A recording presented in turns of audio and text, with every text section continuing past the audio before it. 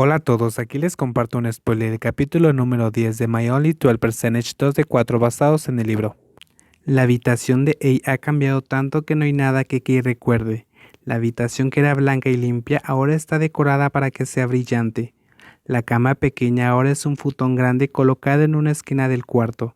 Con varias almohadas encima, el gabinete opuesto está lleno de una gran variedad de libros y con decoraciones de cuero que antes a la persona nunca le importaron. Fotos de ahí junto a personas que no conocía estaban enmarcadas por toda la mesa. Esto sería desalentador si no fuera porque la imagen más grande es una foto antigua de ellos dos. Cake se voltea a mirar a la persona que recién sale de la ducha y entra a la habitación.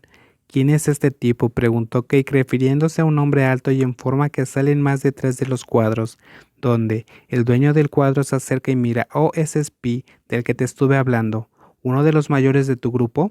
Sí, estamos en el mismo programa universitario. No me dijiste eso. Quiero decir, y no me ha contado muchos detalles sobre las personas que lo rodean.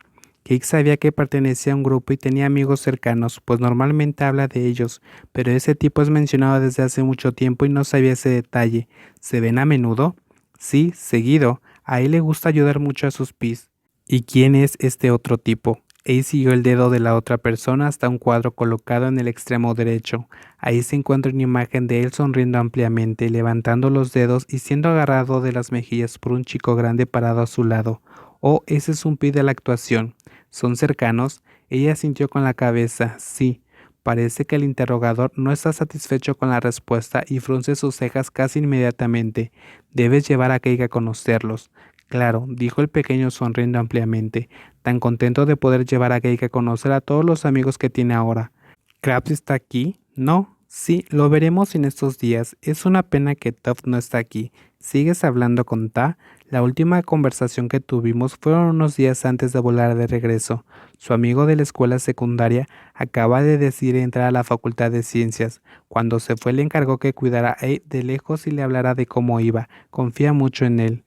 Cake, ¿ya nos dormimos?, pregunta ahí subiéndose a su cama, inclinándose hacia atrás y apoyándose cómodamente sobre la almohada.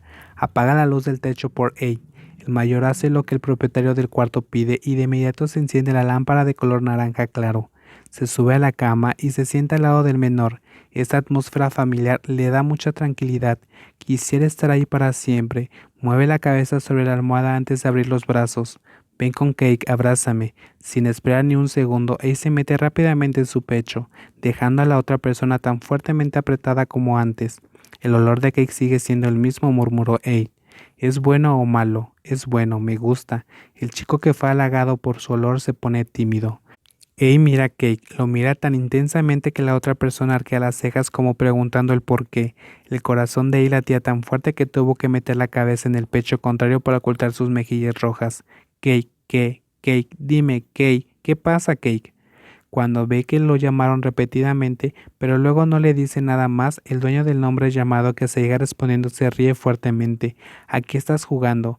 Cake. El pequeño abraza con más fuerza al mayor. Cake, ¿qué ocurre? ¿Por qué llamas a Cake? Solo responde, sigue respondiendo, responde cada vez que te llame, por supuesto, lo haré las veces que quieras. Te vas a quedar por siempre y vas a responder, ¿verdad?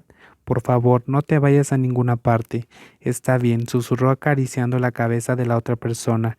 Solo pensar en irse y en estar más tiempo sin él en su vida lo ponía triste. No me voy a ir a ningún lado. No me iré lejos de ti nunca más.